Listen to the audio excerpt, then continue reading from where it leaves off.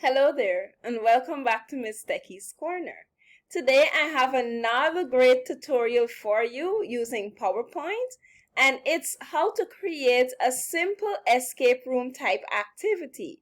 Of course, you'll be utilizing the animations and trigger feature in PowerPoint. Now, you can be as creative as you'd like.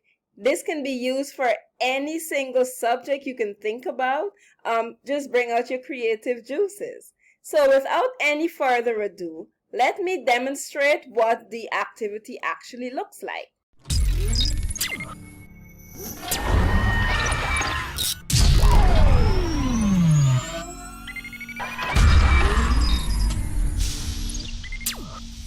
Oh no, I'm trapped in the forest and can only get out if you help me find pictures that end with the sound G. Please help. Now you notice I have locks, and I also have an image of me hiding in or trapped in the forest. So this image is going to disappear at the end, and the locks, as the students click on a correct response, the locks will disappear. I also have audio. You get a nice feedback based on the response you choose.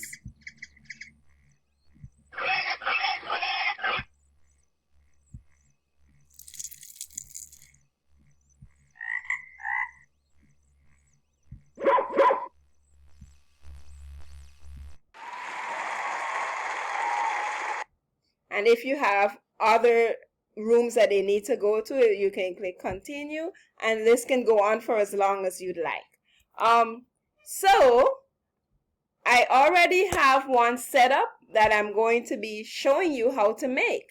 Now, just like we create all of our materials and so on, we plan before we actually start teaching, it's a great tip to have all of your pictures, your objects, everything that you're going to need before you actually start creating. So I've gone ahead and done that for you. So here I already have my background image, and let me just demonstrate what you need. So you need your background image. You're also going to need the pictures or whatever it is you're using this for. My pictures. I actually need a distractor. Let me just, so maybe I can say, okay, we got to find animals. So we're doing maybe classifications. Let me insert another picture. Okay, so that would be my distractor or my incorrect response. So you have your images. You need your locks. You're going to need a sidebar or a bar to put your locks on, and to also put your button that the students will click on to go to the next slide. So all of that will go on this bar, and you will need a shape to cover up that action button. So when the students are in the presentation, you don't want them to inadvertently click on the action button and end the game before they actually complete the activities. So you would need to cover those up. So these are the covers for that, and you would need as many based on how many images you have. So you're correct to your feedback for whether or not they've answered correctly or incorrectly. And the last thing you need is a transparent layer. Now, this layer should not block this bar that you have. So the layer should actually stop right above it. All right, so when you're creating your locks, make sure that your locks fit on the bar without touching the layer too. One of the a tip that I'm gonna give to you is to label all of your objects pictures. Label everything in the selection pane, and I'll tell you why. Now, once you create a picture, a shape, anything you create on the PowerPoint, it gives it a name. A name is automatically created for it. So for example, you see I just duplicated it. It's just because I already have, like you see, it have graphic 31. That's just a random name. Like it could be challenging to keep track of your objects, and it depends. If you have a whole lot, it can get really messy. So I would take the time and go to the selection pane, and to find that, you will click on Arrange and go and select Selection Pane. I'm in my Home tab, and you will just rename each one. So you can click on them and it will light up in the selection pane so you can know which one you're clicking on, and rename them. So I'll name this one Bed. Let me make sure that I have, this is going to be actually cover 4. You will name it whatever you would like to name them. All right, so let's get into the actual animating. So I've called this my lock bar, meaning that this is where my locks will be. And I've named the transparent layer just transparent layer. So I'm going to drag the transparent layer down for a little bit, and I'm going to place my objects in my scene. So let me just select them all, and then I'll place them.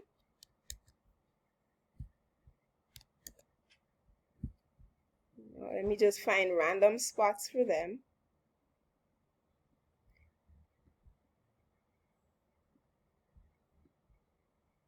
So maybe if they were in this activity that I just thought of, maybe they're finding images or things that don't belong in a forest, for example.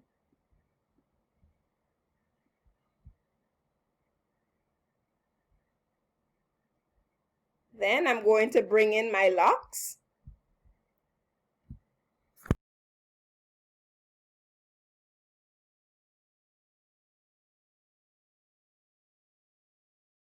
Now, to make sure that they're properly aligned, I'll select them all. I'll go up to Arrange.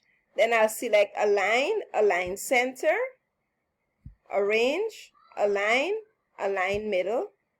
Then I'm going to put them on top of my layer. All right, and now I can delete this slide because I don't need it anymore. So now everything is set, so I'm going to start with my animation. All right, so to get started, I'll go up to Animations, Animation Pane. Now remember, I'm using a Mac. For this, I'm using Office 365, the Mac version. But if you're using the Windows version, the actions will be slightly different, but it'll give you the same effect. Now I have my animation pane and my selection pane open, so that I can reference to make sure that I'm selecting the correct object and animating the object in the correct way.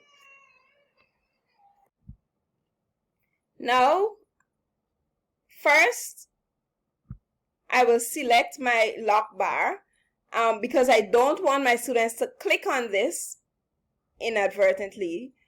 So I'm going to go up to, I'm just going to right click and select Action Settings. And I'm going to say Hyperlink to. I'll select, so this is slide 1. So I'll just say slide, and I say slide 1. So, and click OK. So no matter once, even if the students click here, nothing is going to happen. All right, you don't want to add any hyperlinks or so to the cover shapes though.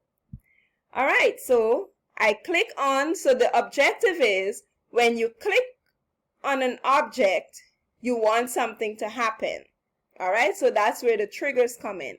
So when I click on the hen, I want the hen to disappear. Okay, so the trigger is what will cause that action to happen. So when I click on the hen, okay, so I want it to start with previous. Okay, now you'll notice that it says the trigger is the hen, and the actions that will come under this trigger. The next thing we want to have happen is when the students click on the hen, which is the correct response, we want you're correct. We want them to get that feedback whether or not they're right or wrong. So I'm going to click on the correct response and I'm going to have this appear. And I'll drag it under this trigger and I'll change it to with previous. So let's test it out really quickly. Okay, good. So we know it's working. Whilst that happens,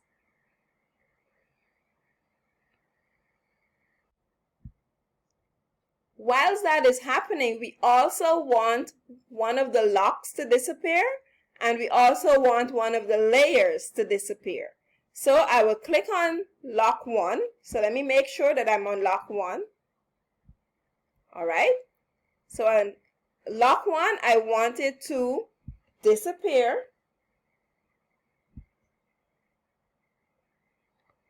I will drag it under this trigger.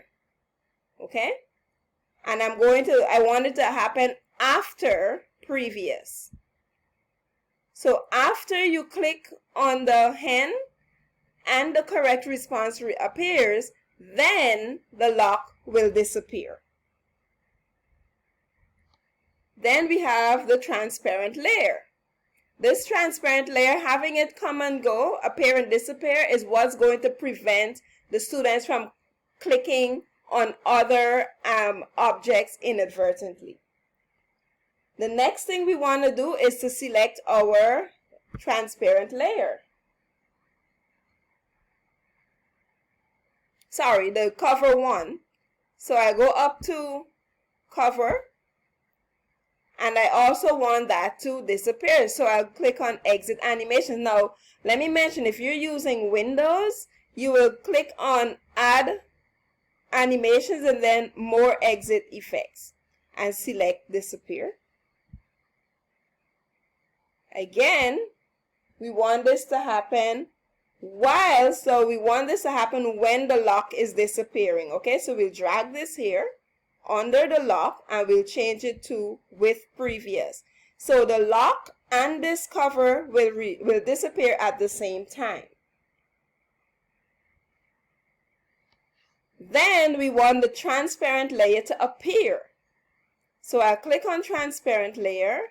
I'm going to have it appear. I'll drag it under. And I want it to go with previous. Now, if you have an audio, you can also bring that in there. So let me show you that real quickly. Let me insert an audio. Now this would be this is just a sample. So let me go for audio.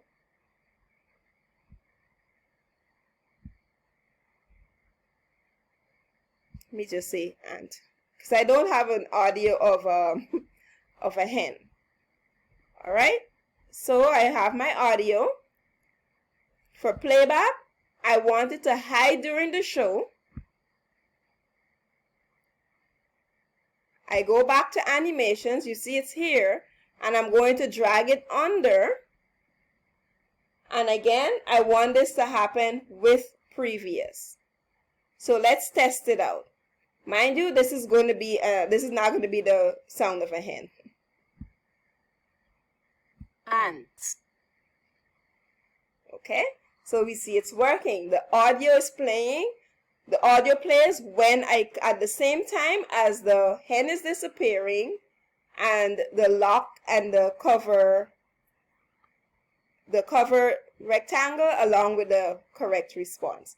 So this is basically what you're going to continue. You're going to repeat this step over and over until you're finished. So now we want to add a trigger for our correct response. All right, so when the students click on the correct response, we need it to disappear. Okay, so that they can move on to the next object. So I will click on correct response. And I'm going to have it. Okay, so we have the correct response. So the correct response is going to fade. So I go to exit and it will fade. And the trigger is on the click of the correct response.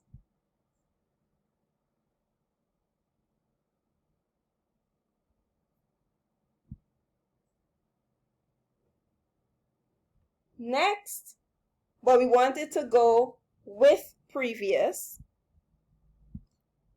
Next, we want the transparent layer to also fade. Because remember, we have the transparent layer appear. We want it to now fade so that the student can click on another object. So right now, if you see, if I try to click, I cannot click on the students. We don't want them to be able to click on the other objects inadvertently. Okay? So I'm going to now click on transparent layer and I'll have it fade also. I'll drag it under this and it will go with previous. So mind you, you're going to have to do this for each grouping. Okay? So let me show you what that looks like. The next, so I have my elephant and I want my elephant to disappear. And the trigger is on the click of elephant. So now this is, so you see we have one grouping here, a second and now a third. The correct response will appear with previous. Lock 2 will disappear.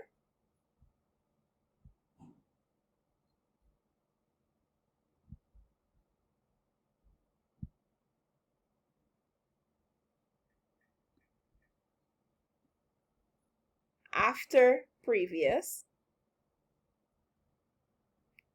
And cover 2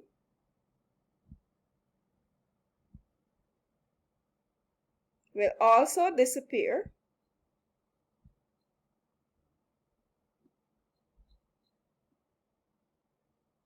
With previous. The transparent layer will then, so we now have to, we want our transparent layer to appear.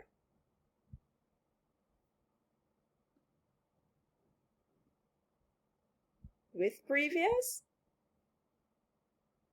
And again, if you have audio, you're going to bring it in there.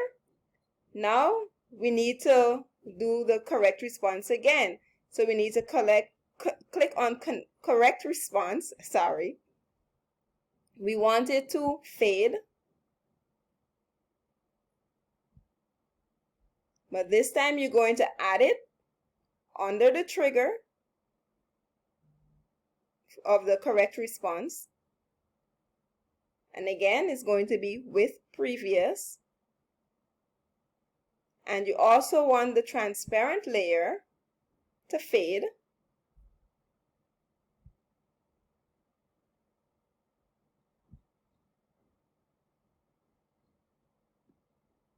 Drag it under the you're correct and with previous.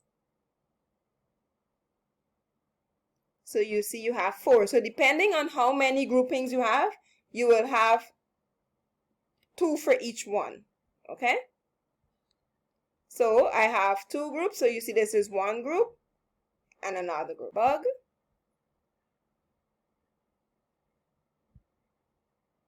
Disappear. The trigger is on click of bug.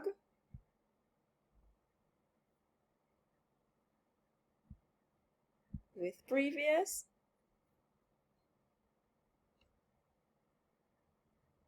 Correct response. Appears.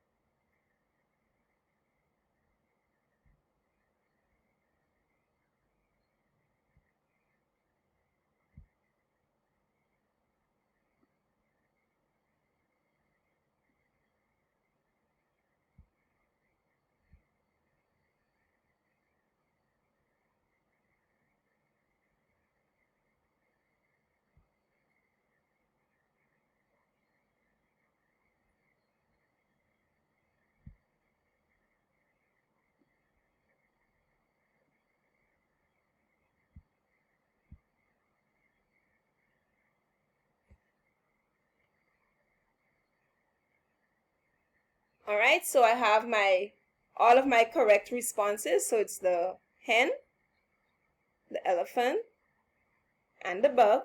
Now I need to add for my incorrect response. But this time, you don't want the incorrect response to disappear because it's incorrect. You want it to actually stay there. So we're going to have the incorrect response fade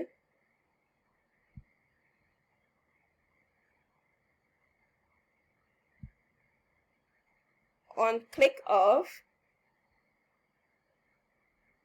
bed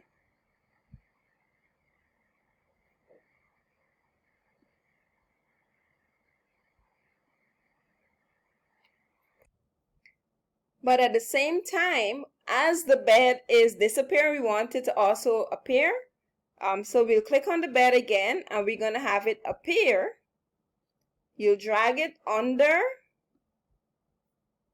that bed trigger, and this time you want it to do with after previous. Okay, so your bed, it's going to appear after previous, and then you want the transparent layer to also appear.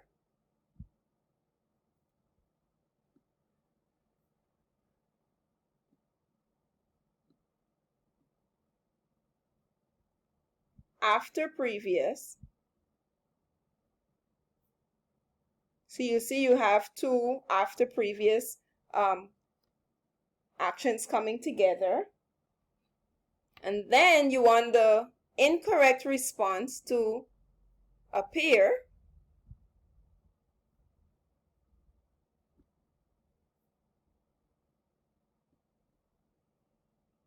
And this time it's going to be with previous.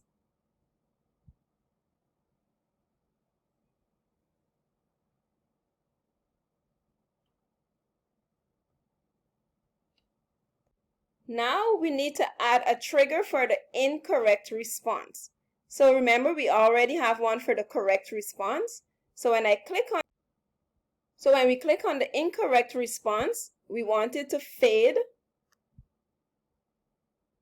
Okay? And the trigger is on the click of incorrect response.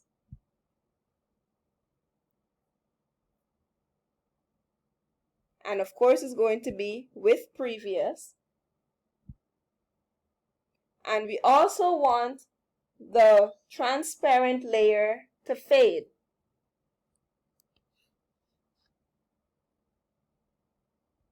So I click on the transparent layer. And we also want that to fade.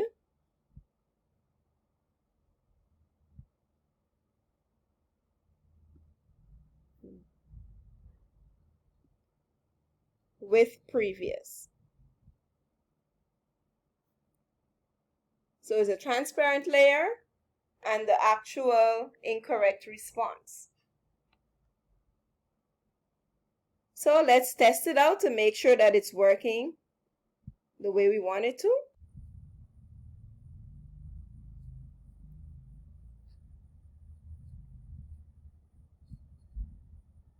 Ant. And you notice it doesn't matter what order the students click the pictures on, it's not going to advance to the next slide. And now the radio button has been activated. Now remember I don't have another slide, so it will not advance to another one. But that can easily be fixed. So if I click, I just go back to home and I insert a slide here and I just make it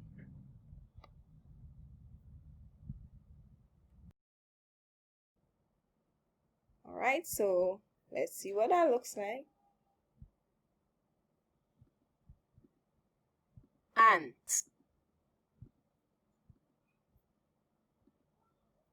Yeah.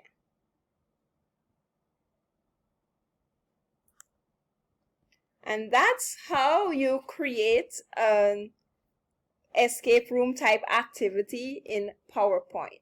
Now, I hope that you find this tutorial extremely helpful and you will use it to create stimulating and engaging activities for your students.